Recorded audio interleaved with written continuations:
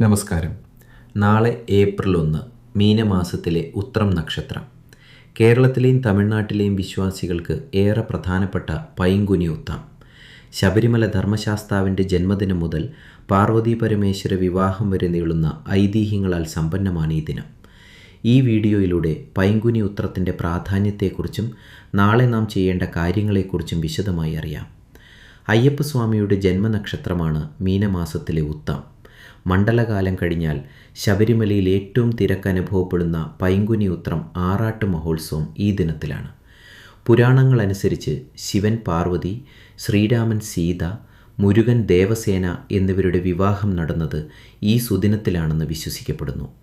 അതിനാൽ കുടുംബ ബന്ധങ്ങൾ ദൃഢമാകാനും വിവാഹ തടസ്സങ്ങൾ മാറാനും ഈ ദിവസം പ്രാർത്ഥിക്കുന്നത് ഉത്തമമാണ്. നാളെ പുലർച്ചെ തന്നെ കുളിച്ച് വൃത്തിയായി അടുത്തുള്ള അയ്യപ്പ ക്ഷേത്രത്തിലോ മുരുകൻ കോവിലിലോ ദർശനം നടത്തുക. സാധിക്കുന്നവർ പൈങ്കുനി ഉത്രം വ്രതം നോൽക്കുക. ഒരു നേരം മാത്രം അരിയാഹാരം കഴിച്ച് പൂർണ്ണമായും ഭഗവത് ചിന്തയിൽ ദിവസം ചെലവഴിക്കുക. ഓം സ്വാമിയേ ശരണമയ്യപ്പ മന്ത്രമോ മുരുകൻ്റെ ഓം ശരവണഭവ മന്ത്രമോ ജപിക്കുന്നത് ഇരട്ടി ഫലം നൽകും. ദമ്പതികൾ ഒരുമിച്ച് ക്ഷേത്രദർശനം നടത്തുന്നത് ദാമ്പത്യ സുഖത്തിനു നല്ലതാണ്.